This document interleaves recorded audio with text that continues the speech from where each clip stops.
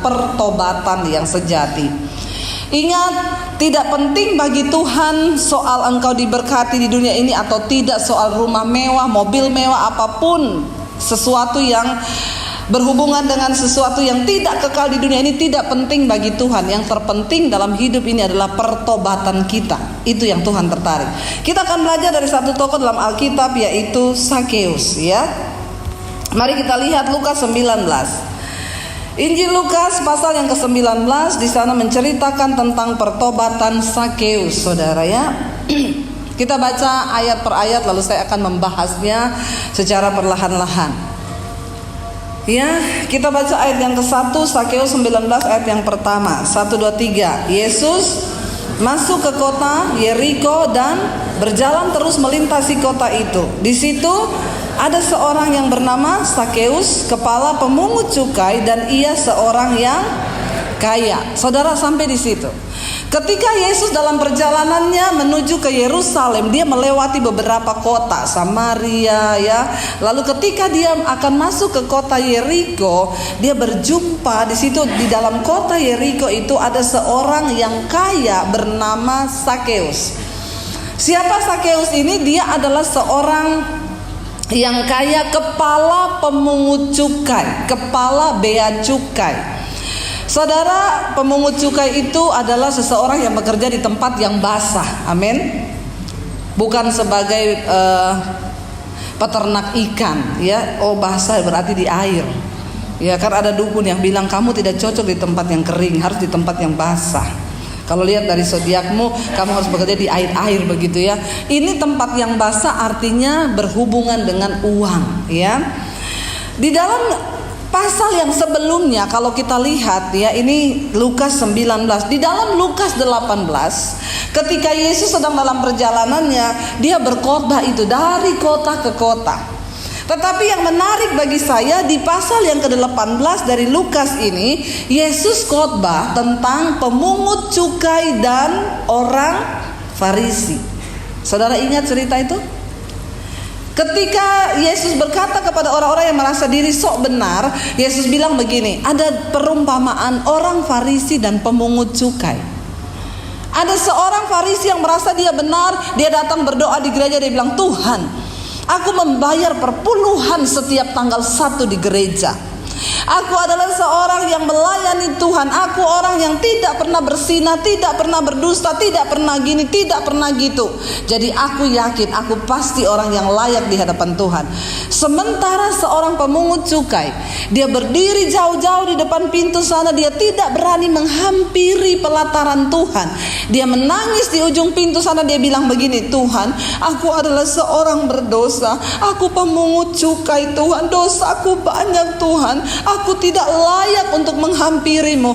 Tapi Yesus berkata di situ, doa yang manakah yang didengar oleh Tuhan?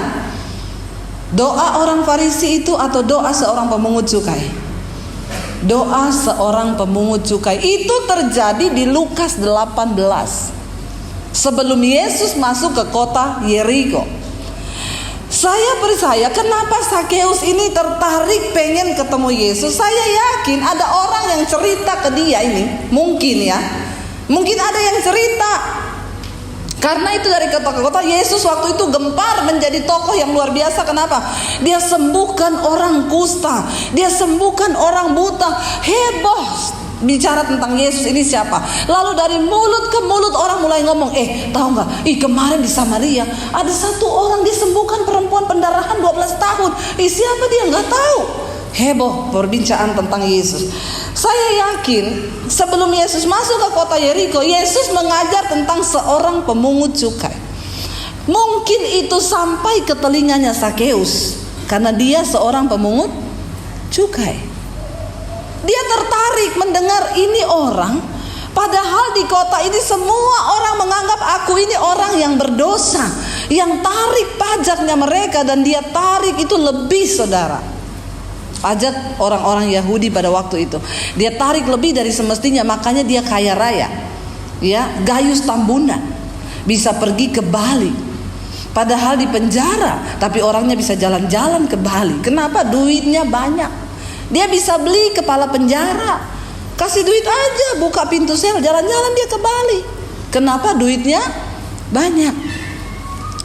Mungkinlah Sakeus mendengar cerita tentang Yesus berkhotbah dan ngomong soal pemungut cukai, itu doanya didengar Tuhan.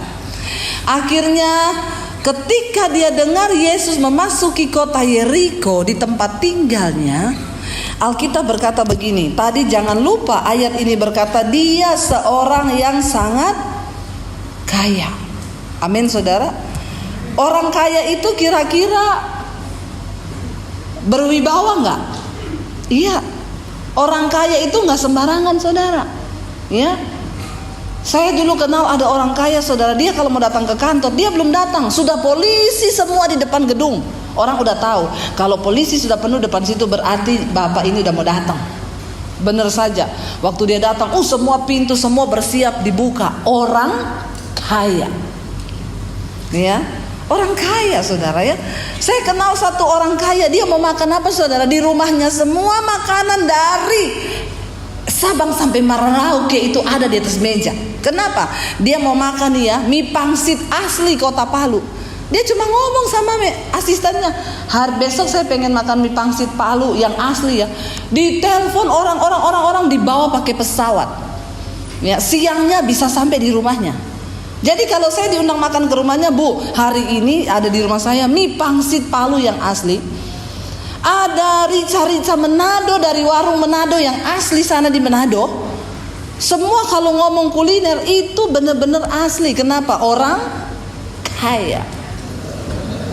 Ya, tolong sebutnya kaya itu agak beda saudara. Orang kaya, yang dia mau semua ada. Dia nggak harus melakukan perkara-perkara kecil oleh dirinya sendiri. Ya, saya dulu kenal ada satu orang kaya juga ibu-ibu saudara. Dia kemana-mana ada satu asisten yang bawain tasnya. Ya, yang pokoknya bawain. Begitu dia turun dari mobil, asisten duluan turun, buka pintu, mari Bu, tasnya dibawa. Iya, ada apa? Dia sambil bising, tadi saya butuh ini. Oh iya, siap Bu. Orang kaya. Mau nggak jadi orang kaya? Saya nggak mau. Saya mau jadi orang yang pas-pasan saja. Pas mau beli rumah, pas ada duit. Pas mau beli mobil, pas ada duit. Pas mau memberkati orang, pas ada berkat, ya. Nggak mau jadi orang kaya, takut nanti hatinya berubah. Amin. Karena ada orang waktu miskin rajin berdoa, begitu kaya lupa Tuhan. Tuhan, saya itu ke gereja jauh Tuhan, butuh mobil untuk dikasih gereja, untuk pergi ke gereja. Tolong Tuhan, kasih saya mobil. Dikasih mobil saudara. Gereja Efrata lewat, sampai Solo. Ya, minggu-minggu keluar kota nggak ke gereja, itulah bahaya kalau tidak siap jadi orang kaya. Sakeus seorang yang sangat kaya. Dia ada di Yeriko. Waktu dia mendengar Yesus akan masuk ke kota itu, ayat 3 berkata, kita baca sama-sama ayat yang ketiga. 1, 2, 3. Ia berusaha untuk melihat orang apakah Yesus itu. Yang pertama, sebuah kerinduan dari hati Sakeus untuk pengen kenal siapa Yesus itu. Amin. Saudara, percayakah engkau kenapa orang itu bisa bertobat dan dijamah Tuhan? Yang pertama, karena ada kerinduan untuk mengenal siapa Tuhan itu yang sesungguhnya. Kenapa saya dijamah Tuhan? Karena ketika saya mau bunuh diri dulu, saya bilang, Tuhan, saya tahu ada Tuhan di dunia ini, cuma satu Tuhan. Bukan berarti ada 5 agama, ada 5 Tuhan duduk jejer-jejer di sorga. Ya, waktu orang Kristen berdoa, Tuhannya orang Muslim bilang, umatmu doa, jawab tuh. Ya, sebaliknya pas orang Muslim berdoa, Tuhannya orang Kristen bilang, umatmu sholat tuh, jawab tuh. Enggak, cuma ada satu Tuhan. Agama boleh banyak, tapi Tuhan cuma satu. Amin. Waktu saya dulu mau bunuh diri dalam keputusasaan, saya bilang, Tuhan, siapakah engkau Tuhan yang cuma satu itu? Sebelum saya mati bunuh diri, saya pengen ketemu Tuhan yang benar. Siapa engkau sebenarnya? Tunjukkan dirimu kepada saya sebelum saya mati. Orang yang paling bodoh di dunia ini adalah orang yang tidak percaya bahwa Tuhan itu ada. Orang paling goblok kalau saya bilang. Kenapa? Ada matahari, ada bulan, ada bintang. Matahari itu bumi bekerja pada rotasinya itu, setiap pagi matahari terbit, setiap sore dia terbenam. Terlalu goblok kalau kita nggak percaya ada Tuhan. Amin. Ada satu kuasa yang mengatur semua itu, dan itu namanya Tuhan. Terlalu bodoh kalau kita nggak percaya. Tapi percayalah saudara bahwa bumi itu bulat. Amin. Ya, bumi itu bukan kotak ya, tapi bulat saudara. Makanya dia berputar pada rotasi. Lalu saya bilang ini, Tuhan kalau memang Engkau ada, tunjukkan dirimu kepada saya. Saya pengen tahu siapa Engkau. Saya baru mengerti, Yesus berkata, asal orang punya iman sebiji sesawi saja, dia sanggup melakukan perkara yang besar. Artinya apa? Ketika ada satu titik dalam hatimu yang berkata, Tuhan, aku pengen mengenal Engkau secara pribadi, itu sebuah modal besar yang Tuhan lihat di hatimu, dan dia akan menunjukkan pribadinya kepada engkau secara pribadi. Apakah doa seperti ini hanya orang yang bukan Kristen yang berdoa? Enggak, karena ada banyak orang Kristen yang belum berjumpa Tuhan secara pribadi. Tolong katakan amin. Banyak orang Kristen yang belum ketemu Yesus.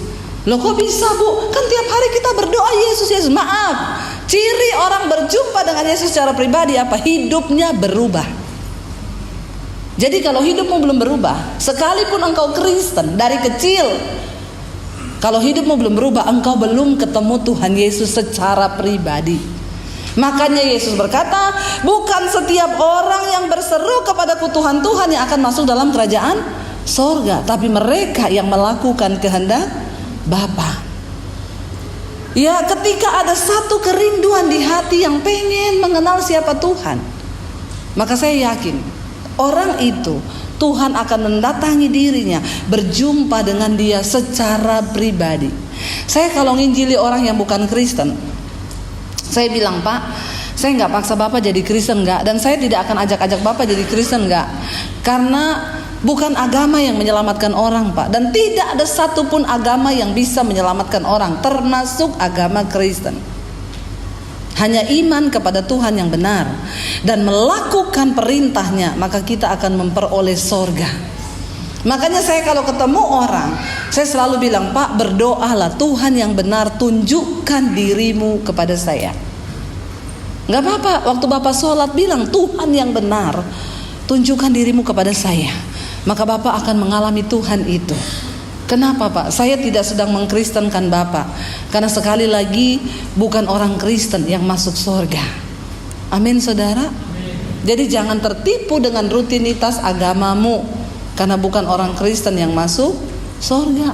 Makanya kita semua harus mengalami perjumpaan pribadi supaya engkau kuat. Makanya ada orang tanya gini, Bu, dia kan udah Kristen Bu, udah pelayanan loh, saya bingung loh, ketemu jodoh orang bukan Kristen bisa menikah dan meninggalkan Yesus. Kenapa bisa terjadi? Karena orang itu Kristen tapi belum ketemu Tuhan. Kalau orang sudah mengalami Tuhan, dia akan berkata seperti Rasul Paulus berkata, aku tidak ada satupun yang bisa pisahkan aku dari kasih Kristus. Orang yang sudah berjumpa dengan anugerah Tuhan, dia gak akan mungkin bisa meninggalkan Tuhan. Waktu saya diancam, kenapa saya tidak meninggalkan dia? Waktu saya disuruh memilih antara keluarga atau Yesus, saya diusir dari rumah, kenapa saya tetap memilih Yesus? Karena saya sudah berjumpa secara pribadi. Amin. Milikilah kerinduan untuk mengenal Tuhan. Saudara, saya bersyukur dari channel YouTube saya, orang-orang pada inbox, Ibu, shalom Bu, saya Kristen dari kecil, tapi jujur setelah saya mendengar khotbah Ibu di YouTube Ibu, bagaimana menjadi Kristen yang berkenan di mata Tuhan. Dan sekarang saya rindu mengejar Tuhan, saya rindu Ibu untuk terus mengenal Dia dan hidup di dalam perkenanannya. Kalau saya mendengar begitu, wow, itu baru Tuhan luar biasa. Saudara, punyalah kerinduan untuk mengenal Dia. Sakeus gak peduli, dia orang kaya, tapi sebuah kerinduan di hatinya. Bisa dikatakan ayat yang ketiga tadi berkata apa? Dia rindu saudara. Ya, Alkitab berkata ia berusaha untuk melihat orang apakah Yesus. Jangan cuma tahu nama Yesus, tapi engkau harus mengenal Dia secara pribadi. Kenali siapa Tuhanmu, supaya engkau punya hubungan pribadi dan engkau kuat menghadapi setiap persoalan. Lalu yang kedua di sana dikatakan, kita baca ayatnya, masih ayat yang ketiga. Ia berusaha untuk melihat orang apakah Yesus selanjutnya, tetapi ia tidak berhasil. Karena apa? Orang banyak. Karena sebab badannya pendek. Waktu kita sudah punya kerinduan, selalu pasti ada tantangan, pasti ada rintangan. Rintangan itu bisa datang dari dalam diri kita sendiri, bisa juga datang dari luar. Kalau Sakeus ini menghadapi dua-duanya, dari dalam dan dari luar. Dari dalam apa? Badannya pendek. Dari luar apa? Orang banyak menutupi Yesus. Saudara, ketika engkau mau sungguh-sungguh ikut Tuhan, tidak semudah ketika engkau berkata, oh saya mau kenal Tuhan. Enggak. Ada orang-orang, kemarin saya ditelepon sama seorang laki-laki, Bu, saya pengen mengaku dosa saya, Bu. Saya habis nonton channel khotbahnya Ibu. Iya, Ibu, saya seorang homoseksual, saya gay.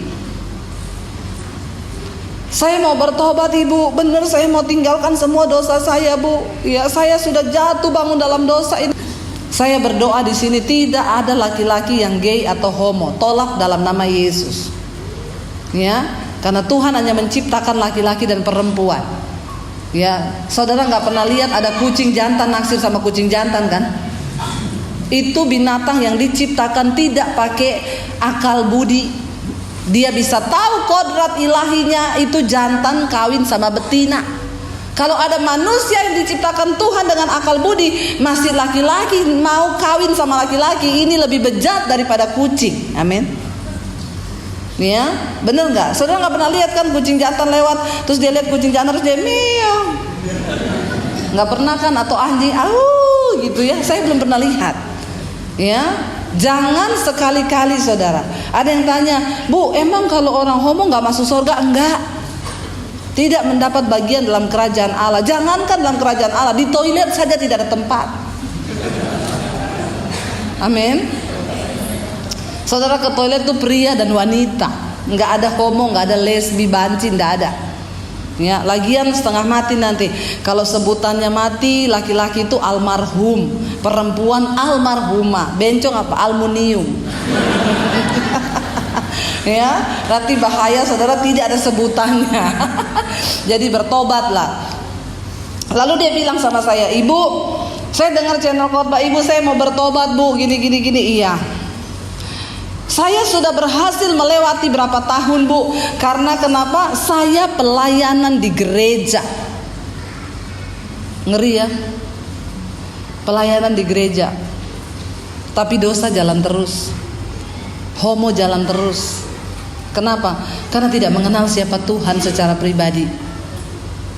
Dan beberapa waktu yang lalu saya sudah bebas, Bu. Tapi akhirnya saya jatuh lagi, Bu, tahun lalu sama seorang singers di gereja.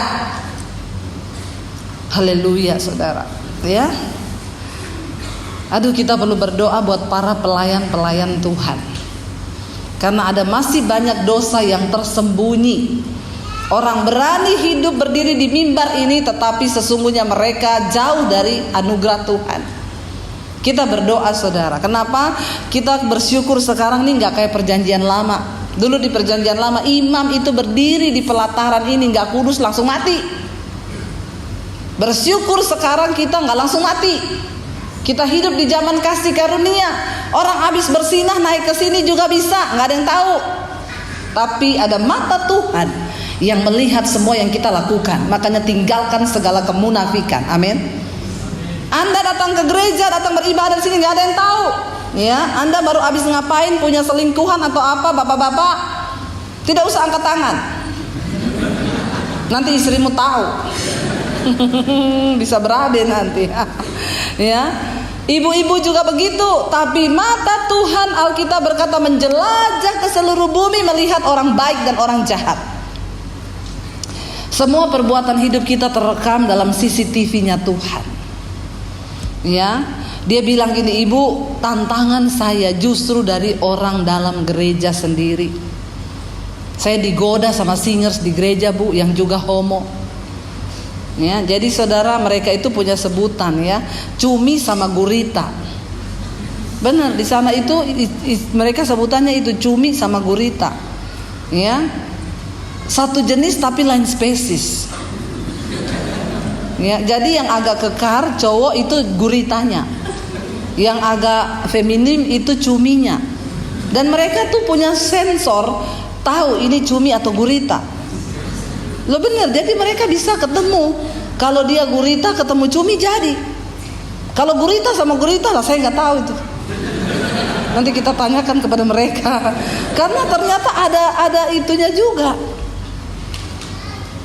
Yang lesbi juga bertobat. Saya kemarin konseling satu orang ibu, Bu Debbie saya mau konseling Bu, kita ketemu Bu.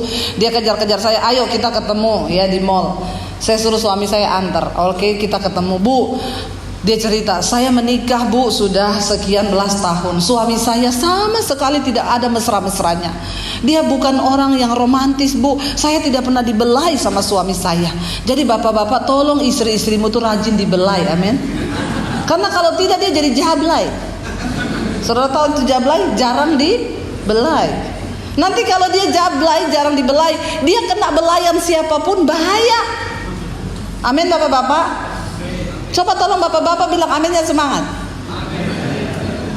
Ya. Belailah istrimu ya. Kalau rambutnya panjang, belayannya panjang. Sayang. Kalau kayak saya, suami saya belanya cuma sayang. Nggak usah neko-neko, cepet sayang, udah selesai. Dia konseling sama saya, Bu, suami saya itu tidak pernah tidak menafkahi saya, pahit sama dia Bu. Tolong bapak-bapak, kalau engkau itu diberkati Tuhan punya uang, ya percayakan kepada istrimu. Karena Tuhan menempatkan istri di sampingmu itu sebagai seorang penolong. Amin bapak-bapak. Ada bapak-bapak konseling sama saya, Bu, setengah mati saya sembunyi uang Bu.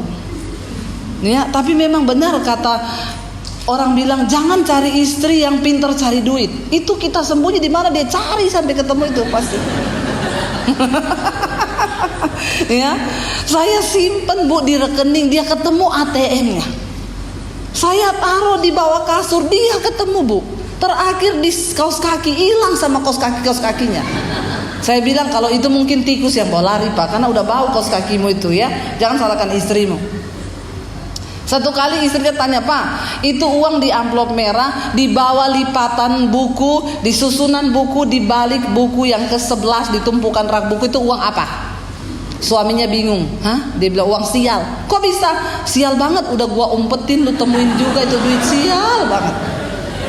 Jangan ada uang sial di antara kita suami istri, amin.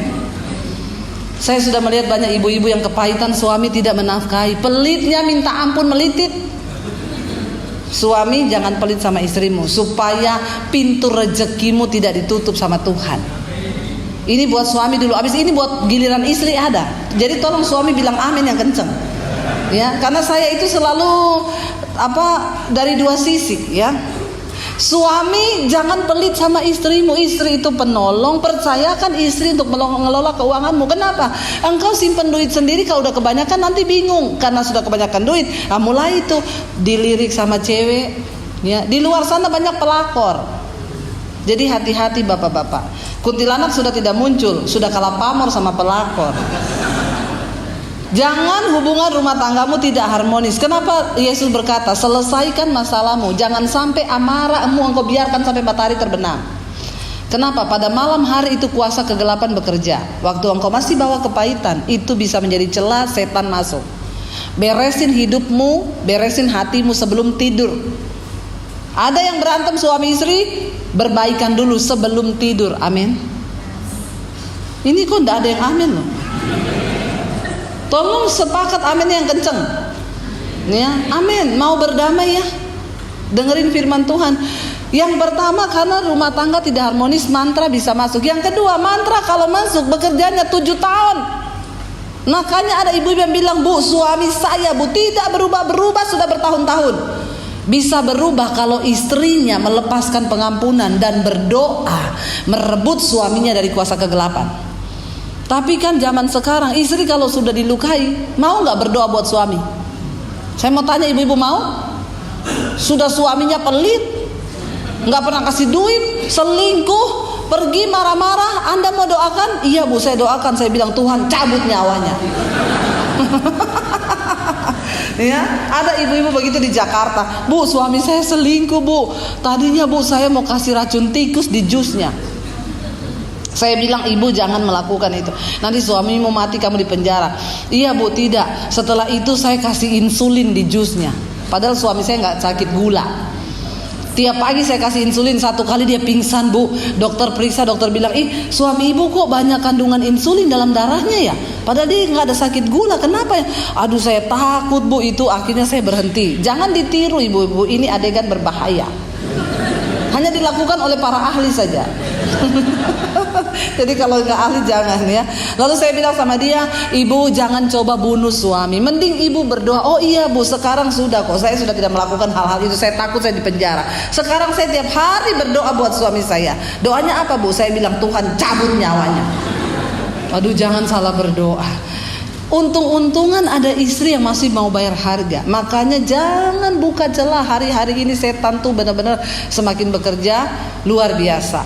Ya, saudara, kita kalau mau bertobat itu tantangannya dari dalam dan dari luar. Makanya ada banyak orang yang berkata, Bu saya pengen bertobat tapi kok susah banget Bu.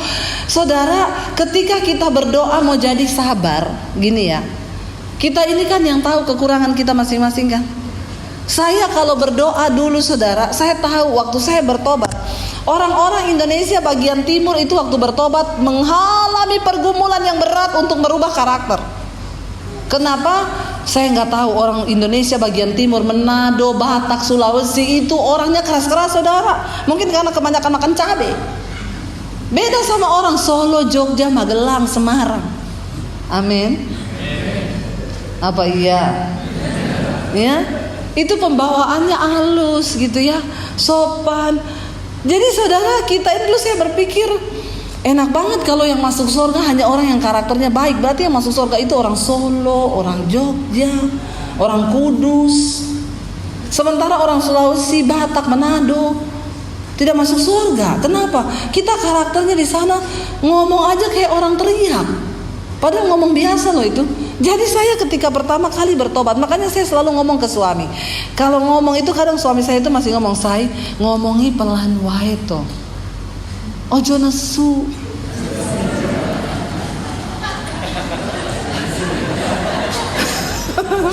Saya bilang, aku ini ndak nesu say. Lah itu nadamu tinggi, kok itu nesu ora. Malah jadi nesu. Ya, setiap hari saudara, dia tuh nggak ngerti-ngerti kalau saya ini orang Sulawesi. Masih tetap kadang-kadang kalau keceplosan saya bilang, say itu kita dia bilang, Mbok iyo ngomongi biasa wae. Ini tuh biasa say, nadanya ndak usah tinggi ngono. Lah ini sudah rendah say. Kalau tinggi itu gini loh say. Susah saudara, ya. Aduh, memang bener nggak gampang. Saya bilang sama suami saya itu belajar ngomong pelan aja itu, aduh susahnya. Auzubillahi minasyaitonir rajim.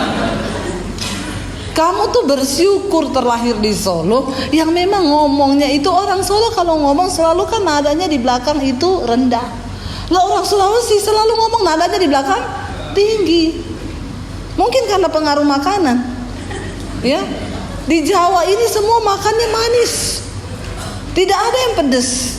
Saya di Sulawesi sana asin dan pedas, nggak ada yang manis. Jadi mungkin itu mungkin kali pengaruhnya, tapi saya juga nggak tahu. Bagi saya dulu merubah karakter itu susahnya minta ampun. Ya, makanya saya selalu tolong kamu mengerti saya ya. Saya itu kalau ngomong gini tuh nggak marah loh. Selalu saudara, selalu begitu. Kadang saya teriak apa dia muncul, Mbok ojo teriak-teriak tuh, lama-lama aku kiso kena serangan jantung. Saya bilang cuma kayak gitu aja serangan jantung. Aku kaget loh.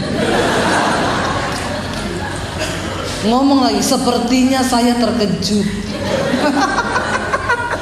Orang Solo ya, lawong terkejut tuh ngomong sepertinya saya terkejut. Ya gitu itu saudara. Ya marah aja permisi loh. Aku boleh marah enggak? Loh ajaib dah. Saya bilang marah aja, nggak usah permisi. Aku boleh marah. Tapi haleluya, yang namanya merubah karakter tuh nggak mudah. Bagi saya nurunkan nada saya ngomong aja itu pergumulan. Haleluya 12 kali. Mau bicara rendah itu luar biasa, saya bergumul saudara ya. Sampai dulu itu kita waktu baru pertama menikah, masalah komunikasi itu luar biasa. Suami saya itu saudara ya, setiap hari kamu bisa nggak belajar ngomong kayak orang Solo.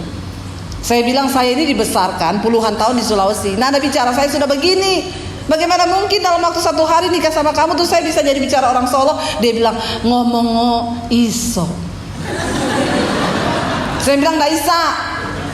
Ngomong iso, ojo ngomong ndak iso. Ora iso. Tiap hari masalah bahasa jadi persoalan. Tiap hari besok boyo belajar ngomong koyo wong Jowo itu loh. Rotok nadanya itu diturunin. Iya, nanti saya ini kan Debbie Basir, bukan Sri Rezeki. Ya, kalau tahu dari awal kamu cari jodoh yang begitu, mending kamu nikah sama Sri Rezeki. Jangan nikah sama saya. Tapi karena tiap hari dia mendengungkan begitu, suruh saya coba jadi orang Solo, coba jadi orang Solo. Satu kali saya nyanyi, aku tahu ku takkan bisa jadi seperti yang engkau minta, namun selama nafas berhembus aku kan mencoba menjadi seperti yang kau minta. Pret. Ya.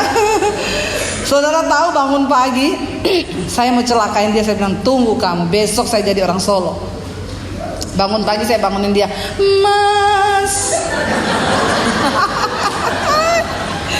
Ya, saya bangunin, Mas, tangio Mas. Ya kan sebisanya saya saudara bahasanya ya. Tangio Mas, nek panjenengan arep dahar saiki kula cepake piye? Suami saya kaget bangun pagi-pagi, dia bilang Sri Rezeki dari mana ini? Ya, saya bilang monggo Mas. Dia liatin saya sambil gini, biasa wae non, mboten napa-napa. Saudara tahu 1 hari saya kayak gitu terus ngomong, monggo Mas, lunga ya. Saudara, sampai malam suami saya gini, non, biasa wae to, mboten napa-napa. Ben kowe seneng Mas. Akhirnya sampai malam mau tidur dia bilang, benar ku mencintaimu, tapi tak begini.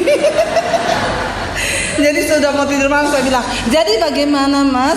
Mas saya pilih Sri Rezeki atau Debbie Basir? Dia bilang Debbie Basir wae. Oke, deal Debbie Basir. Saudara, bagi saya untuk merubah karakter itu tidak mudah. Tantangannya banyak, dari dalam, dari luar, emosi. Apalagi saya ini dulu orangnya emosian saudara. Saya kalau berantem sama adik saya laki-laki badannya tatoan, pukul-pukulan pakai tangan saya berani. Tapi waktu mengenal Yesus, saya mulai baca di situ. Orang yang mengenal Yesus ya, berubahlah oleh pembaharuan budimu. Jangan marah, karena amarah itu mengerjakan sesuatu yang tidak berkenan di mata Tuhan. Lalu sebuah kerinduan dari dalam saya untuk mulai berubah karena pengenalan saya akan Tuhan. Saya mulai ngomong gini, Tuhan, saya ini pemarah, tapi saya mau berubah jadi orang yang tidak marah-marah. Hari ini saya doa puasa, tolong bantu saya Tuhan, saya tidak mau marah. Begitu habis berdoa puasa ini saudara, keluar kamar, adik saya berdiri depan kamar, maki-maki saya. Setan ngomong gini, di depanmu ada sepatu, ambil lempar di bibirnya dia. Tapi Roh Kudus bicara di telinga saya yang satu, ini jawaban doa. Kamu mau jadi orang yang sabar? Iya. Kalau kamu bisa hadapi dia dengan kesabaran, kamu lulus ujian yang pertama. Lalu ayat firman Tuhan itu muncul, jangan kalah dengan kejahatan, tapi kalahkan kejahatan dengan kebaikan. Saya bergumul dalam hati, dalam nama Yesus aku memberkati adikku Tuhan. Tantangan dari dalam. Ketika engkau berdoa untuk jadi orang yang tidak tersinggungan, maka engkau akan dipertemukan dengan orang yang bikin engkau tersinggung. Amin. Itu cara kerjanya Tuhan. Tantangannya banyak, dari dalam dari luar. Ketika Sakeus ingin berjumpa dengan Yesus, yang pertama tantangannya dia pendek. Yang kedua, orang banyak dari luar yang menutupi Yesus, tapi dia tidak menyerah. Waktu engkau sudah mulai kenal Yesus, jangan menyerah, saudara. Apa yang Sakeus lakukan? Kita baca ayat yang berikutnya, ayat yang keempat. Baca sama-sama 1, 2, 3. Maka berlarilah ia mendahului orang banyak. Saudara, coba kita bayangkan kita ada di zaman itu. Rombongan yang menyertai Yesus ini banyak. Dia diikuti banyak orang nih. Yesus ribut banyak. Alkitab berkata Sakeus seorang kaya raya di kota itu, karena dia pengen ketemu Yesus, dia lari mendahului rombongan itu. Kira-kira harga dirinya jatuh gak? Orang kaya loh. Harusnya kan orang kaya gini, ngapain sih itu? Siapa yang dilihat? Gak penting. Orang kaya, gak penting itu, ya. Atau kalau memang dia mau dia orang kaya, dia kirim ajudannya, kamu tolong ya, cegat itu rombongan, suruh yang namanya Yesus itu datang ke rumah saya, bilang saya undang makan dia. Tapi enggak, dia tanggalkan harga dirinya. Alkitab berkata, dia berlari mendahului orang banyak.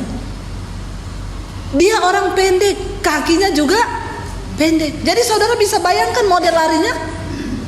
Itu kayak orang lari dikejar anjing. Dia harus cepat lari supaya dia bisa lihat dari depan. Ternyata enggak sampai di situ aja, saudara. Alkitab berkata ketika dia sudah lari sampai ke depan, tetap enggak bisa lihat kan. Lalu bukan cuma itu, di cerita situ dikatakan dia memanjat pohon. Rasa keinginannya yang begitu besar untuk mengenal siapa Yesus itu, wow banget.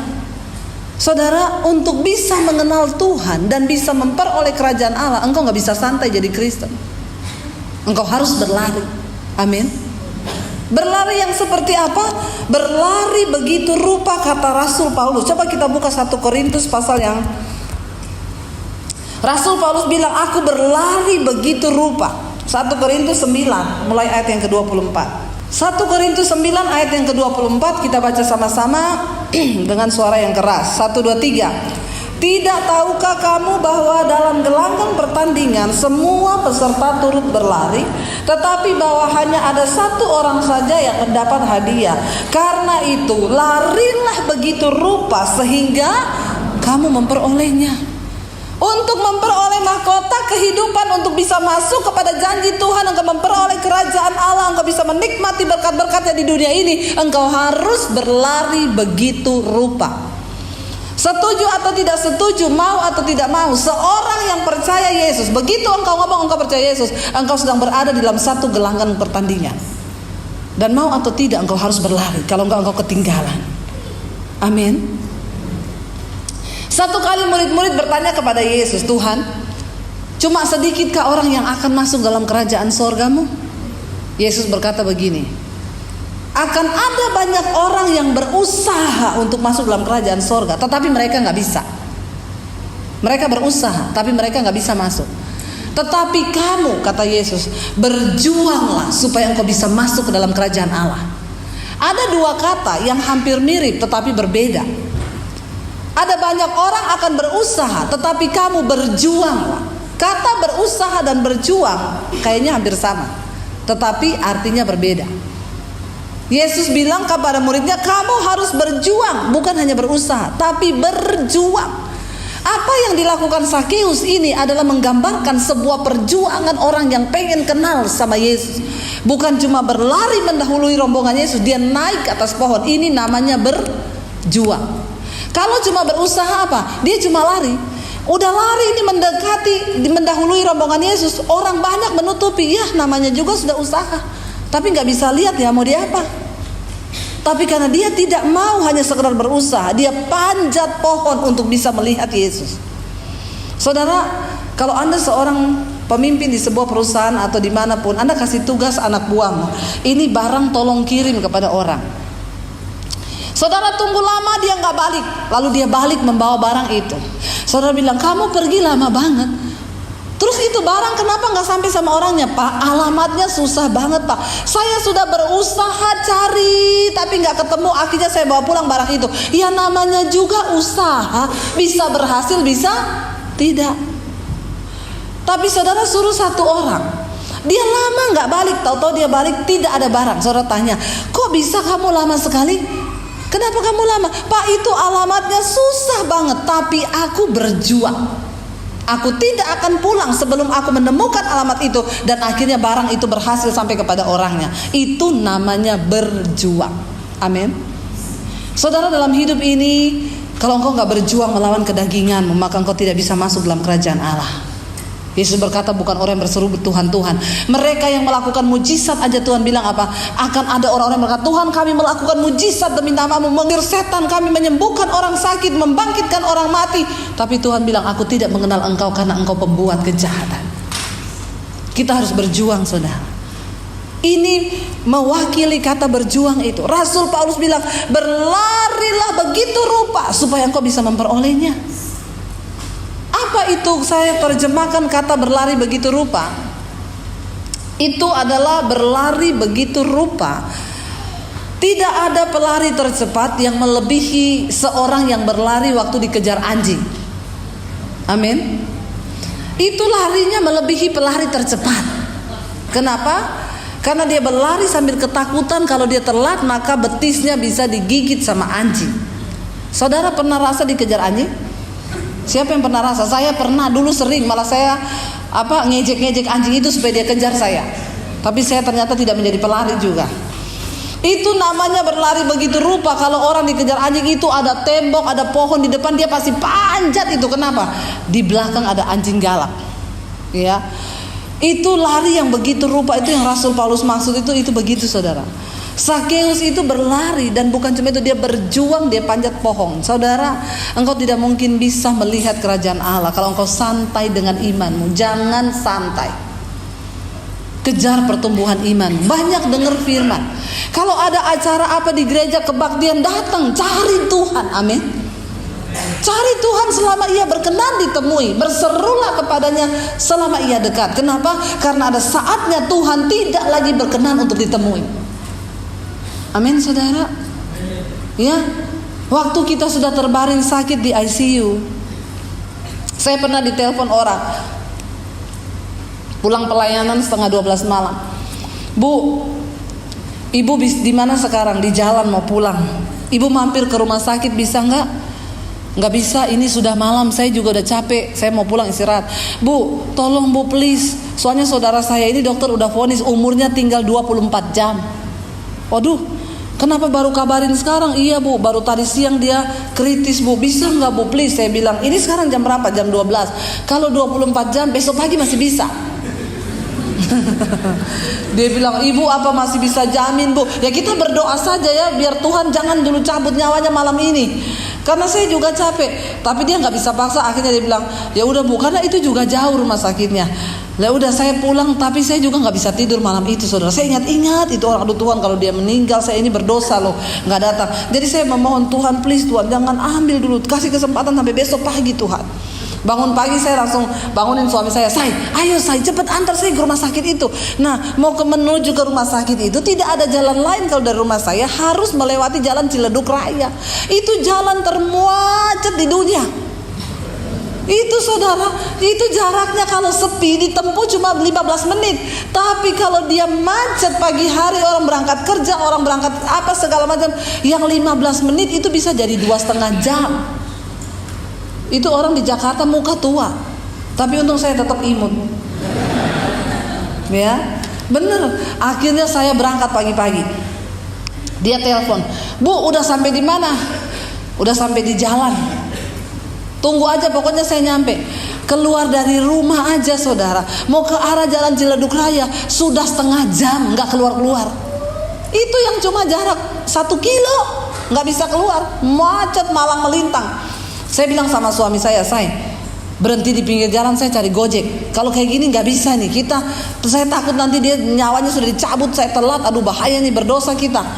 Suami saya bilang, yakin naik gojek? Yakinlah, cari gojek. Saya turun saudara, ada tukang gojek di pinggir jalan, Mas antar ke rumah sakit ya, di sini. Iya, saya naik. Cepet ya, ini mau mendoakan orang yang umurnya tinggal beberapa jam loh. Terjang apa yang bisa diterjang, naik trotoar juga nggak apa-apa Mas. Tukang ojeknya melihat kepada saya gini, tapi kalau gitu kayak gitu caranya Bu, bisa kita duluan dari dia. Ini tukang ojek yang berhikmat saudara. Jadi saya tanya, Bapak sudah siap mati apa belum? Ya astagfirullah kata dia. Ya astagfirullah, ya istighfar Bu. Akhirnya saya datang saudara. Sampai di rumah sakit saya ketemu dengan istrinya, masih muda. Saya tanya, siapa yang sakit Bu? Suami saya, umurnya 36 tahun. Hah, 36 tahun? Iya. Sakit apa? Jadi gini Bu, dia kena autoimun. Tapi sebenarnya yang memperparah dia bukan autoimun. Selama dia hidup Bu, dia pakai narkoba, dia merokok, pokoknya segala macam, minum minuman keras. Jadi tadi malam itu dokter periksa, dia punya liver sudah pecah. Jadi terjadi pendarahan di dalam, ini udah infeksi tinggi. Jadi dokter bilang tinggal berapa jam. Saya bilang, Ibu, kita akan berdoa. Bagi Tuhan tidak ada perkara yang mustahil. Tuhan sanggup menyembuhkan. Tapi kalau Tuhan mau panggil suami ibu, saya bukan tipe pendeta yang suka berhalusinasi, memberikan harapan-harapan palsu kepada jemaat. Percaya Bu, pasti sembuh, Tuhan cipta liver yang baru. Hello, hidup ini adalah rangkaian peristiwa. Bisa senang, bisa susah kan? Kasihlah pemahaman yang benar kepada jemaat. Bu, oke, kalau Tuhan mau sembuhkan gak ada yang mustahil. Tuhan bisa kasih liver yang baru. Tapi Bu, kalau Tuhan mau panggil suami ibu siap gak? Dia bilang, siap Bu, udah habis miliaran saya bawa dia ke Singapura, saya bawa ke Penang, saya bawa ke luar negeri. Udah habis miliar, saya juga kasihan lihat dia hanya terbaring di ICU. Kita masuk ke kamar ICU. Dari ujung rambut sampai ujung kaki melepuh, terbakar. Kenapa? Infeksi di dalam, panas suhu badannya. Kita berdoa ya. Saya bisikin di telinganya, Pak, minta ampun sama Tuhan. Hari ini Tuhan masih kasih kesempatan Bapak menemui Tuhan secara pribadi. Orang itu biar koma, itu yang mati, yang tidak berfungsi hanya otak kirinya, tapi otak kanannya tetap jalan. Ya, alam bawah sadarnya itu jalan. Kenapa? Otak kanan itu yang mengatur denyut nadi, denyut jantung kita. Kalau otak kanannya mati, berarti orangnya juga innalillahi. Jadi dia masih bisa mendengar. Saya bisikin dia, Pak, datang pada Tuhan sekarang Pak. Tidak ada yang mustahil bagi Tuhan. Air matanya netes, mulai mengalir air mata, berarti jiwanya menangkap sesuatu. Pak, bertobat ya, jangan takut pada kematian. Yesus ada di sana Pak. Berharap pada Tuhan. Terus nangis, lalu kami berdoa buat dia. Dan puji Tuhan, gak berapa lama setelah itu saya dapat kabar dia meninggal. Tapi dia masih dapat kesempatan bertobat. Carilah Tuhan selama ia berkenan ditemui. Tidak semua orang dapat kesempatan begini. Ada yang lagi pulang habis bersinah, kecelakaan, mati di jalan.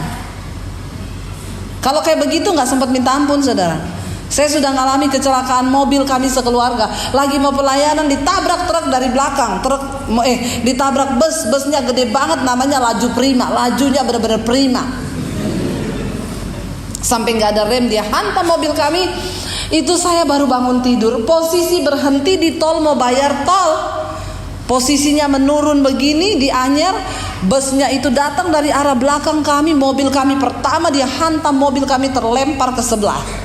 Saudara, ketika ternyata waktu orang itu kaget, Tuhan bilang, kenapa kamu harus terus berjaga-jaga dalam kekudusan? Karena kematian itu hanya berjarak beberapa detik dari hidup kita. Dan waktu itu terjadi, saudara tahu, ketika mobil itu hantam mobil kami, tidak ada lagi saya itu yang Tuhan ampuni, Tuhan gini-gini. Nggak sempet. Waktu kita kaget tingkat tinggi, kesadaran kita hilang. Langsung hilang. Tiba-tiba kami cuma mengalami itu, nggak tahu apa-apa. Saya cuma merasa terbentur ke sana ke sini. Lalu mobil itu tenang. Saya sudah nggak sadar apa-apa, itu cuma bisa melongo lihat gini. Saya melihat, saya masih lihat aspal, belum lihat langit biru. Kalau udah buka mata lihat langit biru berarti sudah pindah alamat. Mati itu cuma berjarak beberapa detik dari hidup kita. Amin. Kenapa kita perlu jaga kekudusan dan terus mencari Tuhan? Karena kita nggak tahu sampai kapan hidup kita di dunia ini. Tapi selama engkau mau mencari Tuhan, maka tidak ada perkara yang mustahil bagi Tuhan. Saudara, Alkitab berkata, lalu Yesus melihat Sakeus. Kita selesaikan ini, lalu kita sudah selesai karena ada perjamuan. Ayat yang berikutnya berkata, ketika Sakeus memanjat pohon itu, saudara, ya, maka berlarilah ia mendahului orang banyak lalu memanjat pohon ara untuk melihat Yesus yang akan lewat. Ayat 5, ketika apa? Yesus sampai ke tempat itu, ia melihat ke atas dan berkata, Sakeus, segera turun, sebab hari ini aku harus menumpang di rumahmu. Kenapa Yesus langsung tahu itu Sakeus? Yang pertama, dia Tuhan, dia mengenal nama kita. Yang kedua, dia bilang, aku mau ke rumahmu. Kenapa Yesus langsung mau ke rumah Yesus? Dia melihat kerinduan hati Sakeus yang pengen banget melihat dan berjumpa dengan dia secara pribadi. Saudara, bagaimana Yesus bisa tinggal dalam rumah hatimu? Bagaimana engkau bisa jadikan hidupmu sebagai rumahnya Tuhan waktu engkau punya kerinduan untuk terus mencari Tuhan? Yesus bilang, aku akan mampir di rumahmu. Ayat yang ke-7, tetapi semua orang melihat hal itu lalu bersungut-sungut, katanya ia menumpang di rumah orang berdosa. Tetapi Sakeus berdiri dan berkata kepada Tuhan, Tuhan, setengah dari milikku kuberikan kepada orang miskin, dan sekiranya ada sesuatu yang kuperas dari seseorang akan kembalikan 4 kali lipat. Wow. Makanya tadi saya bilang, tanda pertobatan, tanda orang yang berjumpa dengan Yesus secara pribadi itu terjadi pertobatan. Baru pertama kali bertatapan muka dengan Yesus, dia nggak ngomong gini, oh Tuhan mau makan, nggak ada persediaan makanan, atau aduh kok mendadak sekali. Nggak, lucu kan? Yesus bilang, turun, aku mau makan di rumahmu. Yang dia sambut perkataannya apa? Tuhan, iya, hari ini Tuhan, separuh dari kekayaanku. Tadinya dia mata duitan, amin. Orang tuh kalau ketemu Yesus berubah. Yang pelit jadi pemurah, amin. Yang pelit tidak usah angkat tangan, bertobat saja di dalam hati. Waktu engkau ketemu Yesus, engkau berubah. Tadi pagi saya saksikan, saudara, ketika saya berjumpa Yesus, papi saya tahu saya jadi Kristen. Sebuah perkataan yang pertama kali keluar dari mulut papi saya, dia bilang apa? Oh, ternyata ini penyebabnya, makanya kamu jadi aneh. Makanya papi lihat kamu jadi aneh. Kenapa? Ternyata karena kamu jadi Kristen. Semua orang yang berjumpa dengan Yesus, hidupnya pasti jadi aneh. Amin. Pertanyaan saya, sudah anehkah saudara? Halo. Kenapa aneh? Tadinya marah-marah ketemu Yesus, nyanyi-nyanyi. Tadinya pelit, melitit ketemu Yesus, jadi tukang memberkati. Ya, mari kita mulai berdoa. Tuhan, aku rindu ketemu Engkau sebagai Tuhan dan Juru Selamat secara pribadi.